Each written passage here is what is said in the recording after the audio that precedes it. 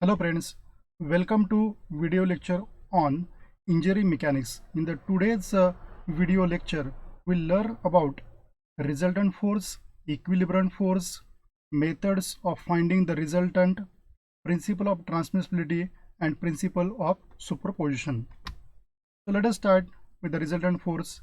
The resultant force of a force system is a single force which produces the same effect as that of the force system. It is an equivalent force of all the given forces. Let us consider this is nothing but the rigid body on which the forces are acting whose magnitudes are F1, F2, F3, F4 from the various directions. Now whatever the effect of these forces on this rigid body occurs, that effect can be replaced or represented by a single force. This force is known as resultant force or equivalent force of all the given forces. Then equilibrium force. It is the single force which keeps the body in equilibrium or at rest. Equilibrium force and resultant force both are equal in magnitude, collinear and opposite in direction. So let us consider the rigid body in this way. So resultant of all the forces acting on this rigid body is represented by this resultant R. Now to stop this body or to bring this body in stable condition, we have to apply this force or equilibrium force in opposite direction, okay, so that the body becomes stable. So equilibrium force and resultant force, are equal in the magnitude but opposite in the direction and in collinear. This force is known as equilibrium force.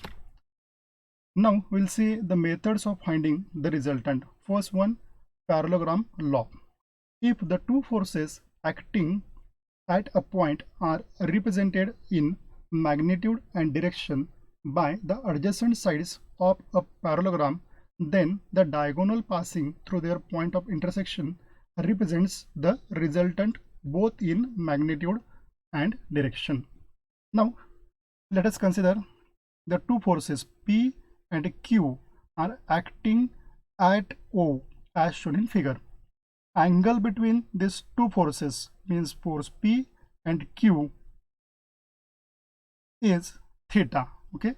Then according to parallelogram law, the forces, this OC represents the resultant. Then drop a perpendicular line CD to this OA extended so that we can get this geometry like this one. Here OACB is nothing but the parallelogram, and what's about this one? This is nothing but the extended construction to get the other things. So what's about this R? So this resultant R is nothing but OC, okay. Now if we focus on this triangle OCD, so here what's about this R? R is nothing but the vector addition of this P and Q, okay. So here OC gives us a resultant R. So what's about this OCD triangle? This is nothing but the right angle triangle. So in a right angle triangle, easily we can apply the Pythagoras theorem.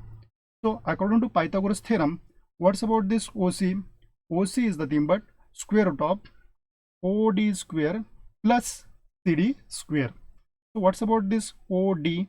OD is nothing but addition of OA and AD. So give equation number 1 for this one, and from geometry try to get the values of OA, AD and CD. Now from figure, what's about the OA? OA is nothing but this one P. What's about the AC? AC is nothing but the Q, and from this triangle ADC, sine of theta is nothing but adjacent side with us AD divided by hypotenuse with us AC, okay. So sine of theta equals to, what's about the CD? CD you can write as it is, but what's about the AC? AC is nothing but here Q. So we can get that relation for CD as q sine of theta. Okay, therefore CD is nothing but q sine of theta. And from the same triangle, okay, what's about the cos of theta? Cos of theta is nothing but adjacent side divided by hypotenuse. So cos of theta equals to AD divided by AC. AC once again with us q. Okay, so from this we can get the relation for this AD as AD equals to q cos of theta. Now substitute the value of this OA, CD and AD in equation number 1, and then we can get this R in this way. R equals to, we have to replace this one OA by this one P. And what's about next one, AD? AD, already we get the AD from the previous relations. AD equals to q cos of theta. So replace this AD by q cos of theta, just substitute here. Okay, what's about the next one? CD. CD is here. What's about the value of CD? CD is nothing but q sine of theta. So replace this CD by q sine of theta. Okay, now expand this term. So we know the expansion of a plus b bracket square. Okay, in a similar way, so get the expansion of this term. So p square plus twice pq cos of theta plus square of last term, that is q square into cos square theta. So next one, what we get? Q square into sine square theta, like this. Now just take the q square common from both the term. Here R equals to square root of p square plus twice pq cos of theta. Once we take this q square as common, so whatever the terms remains, just put that terms in bracket. So cos square theta plus sin square theta. We know cos square theta plus sin square theta is nothing but 1. So this term get vanish. Okay, here we can get the 1 value. So R is nothing but square root of p square plus twice pq cos of theta plus q square. So in this way we can get the value for the resultant force. This equation is also known as or called as cosine rule. Let the inclination made by this resultant force with the p or with the x-axis is given by here tan of alpha. For that, let us consider this triangle OCD. Okay, from this triangle, what's about the tan of alpha? Tan of alpha is nothing but CD divided by this one OD. So what's about the CD? CD, write the CD as it is. What's about the OD? OD is nothing but addition of OA plus AD. So what's about the OA? OA is nothing but P. AD is nothing but, already we know the AD in terms of cos of theta. So here we can get the relation CD. Already we know q sine of theta. We know the OA as P. We know AD from the previous relation, q cos of theta. Okay, so finally you can get tan of alpha equals to q into sine theta divided by P plus q into cos of theta. So in this way we can do the calculation for the resultant force R as well as inclination made by this R with the horizontal axis or this force P. Okay, so this is the first method. This law is applicable only for the concurrent force system having only two forces. So already I discussed about the concurrent force system. So what's about the meaning of concurrent force system? Whenever the line of action of forces passes through single point, okay, this is known as concurrent force system. Now discuss about the next method, that is method of resolution. The method of splitting the force into its components without changing the effect on the body is called as method of resolution. So this method is applicable when more concurrent coplanar forces are acting on the body. The forces are resolved into mutually perpendicular components, that is in x and y directions. The following steps are adopted in the solution. So there are the steps with us. Okay, with the help of these steps we can get the our final formula for the resultant force R. Okay, so for that let us consider the single force here, F force. Just focus on this middle arrow shown here. Okay, now as per here information given, resolve the inclined forces if any along the horizontal x direction and vertical y direction. Now for that, let us resolve this or split this F force into its component. So along x-axis and along y-axis we can get the component. For that, let us do a small construction here. Okay, so what's about this one F force with us here? Draw one here line, okay, in vertical direction, another line in horizontal direction. So you have to draw the two lines in a such way that this actually remains in somewhere at the middle position. So what's about this one? This indicate the force F. Right now we are just splitting this F into its component. So while splitting that component, you have to draw that component one along the x-axis and one along the y-axis. So if you look towards this small triangle form here, okay, so this angle with us theta means this angle become automatically theta. So what's about this horizontal component? Fx indicate the horizontal component, Fy indicate the vertical component. So corresponding to this theta, okay, always remember that if you want to write the relation for the cos of theta, okay, so nearer with the angle theta or adjacent with this angle theta, you need to consider this component as cos component. So here we can get the fx equals to f cos of theta. At the same time, we can get the vertical component fy equals to f sin of theta. Okay, so by considering this as right angle triangle, we can just easily get the vertical component as well as horizontal component. Now the second step here, add up the horizontal forces to get the summation of fx. Now here only single force we have considered, this one F as single force. Suppose apart from this one F, the other forces with us, suppose F1, F2, F3, etc. Okay, then you need to split every force into its components and you have to add all the horizontal forces. Okay, so to get that summation of all the forces, here summation of fx is written. For that, it is very important to use the sign conventions.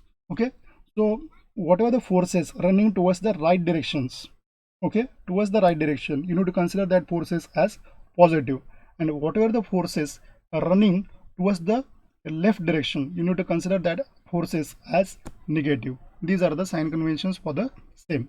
Now if you just see the next point from the second step is nothing but the add up the vertical forces to get summation of f of y.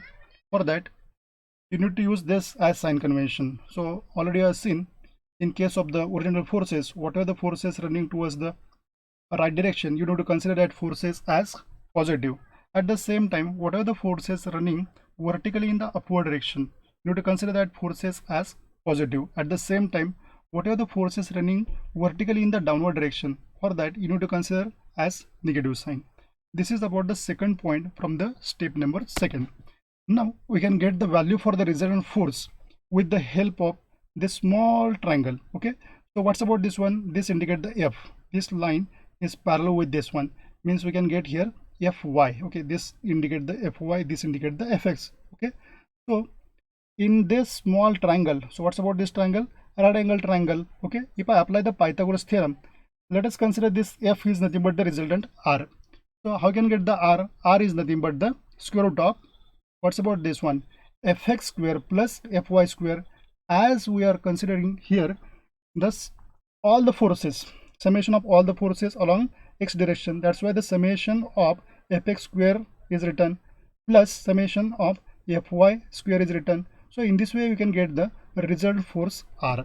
So once we get the R, here the next one, the direction of the resultant force is the angle theta made by it with the x-axis. To find angle theta, use this relation. Okay, now how this relation is written? Tan of theta equal to summation of f of y divided by summation of f of x. Okay, this will clear to you from this picture.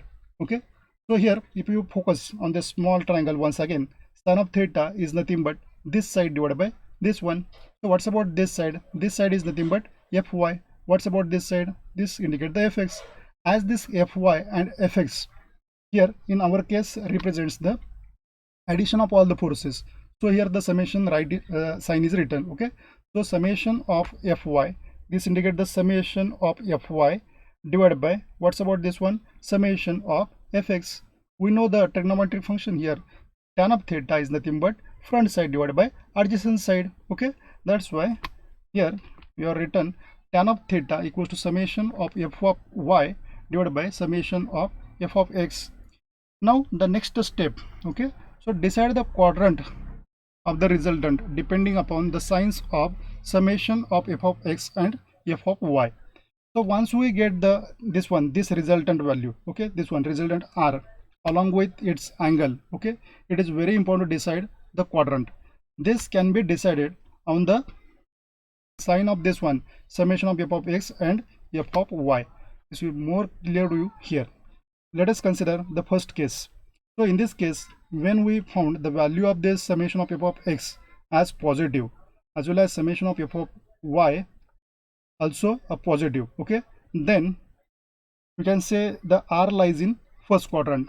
Now whenever we found this condition, summation of f of x is negative and summation of f of y as positive, r lies in next one, second quadrant. When the summation of f of x we get the negative as well as summation of f of y negative, then r lies in third quadrant. Similarly, when we found the value for this one, summation of f of x as positive and f of y as negative, the r lies in fourth quadrant. The same thing actually written in the tabular form. Okay, now let us discuss about the principle of transmissibility. The state of rest or of motion of a body is unaltered if force acting on the body is replaced by the another force of the same magnitude and direction but acting anywhere on the body along the line of action of the replaced force. For that, let us consider this one as a rigid body. So here one force acts at point A whose magnitude is nothing but the F. What's about this line indicate, dotted line? This indicates the line of action. Now if I transfer the location of this F force from its original location to new location here in this way, okay, now what's about the rule of transfer of this force F from its original position to next position? Here you have to show the force in the same direction, along the line of action in the same direction, okay, with the same magnitude. If I give the location for this force F to B point, okay, here the meaning will same. Here the pulling action by this force F comes, and here if you just see, the pushing action takes place by the force F on the same body. Okay, this is known as principle of transmissibility. Here we can transfer the position of this force F from its original position to new position by considering these 3 points, okay, with the same magnitude, same direction and along the same line of action. Now let us say the principle of superposition of forces. If the two forces F1 and F2 are acting on a body, then the combined effect of these two forces on the body is equal to the sum of the individual effects of forces F1 and F2 acting alone on the body. So effect of this F1 and F2 is nothing but or equal to the effect of F1 acting alone on this body plus effect of F2 acting alone on the same body. Okay, this is known as principle of superposition of two forces. Thank you. I hope whatever the points we have covered in the today's lecture clear to you.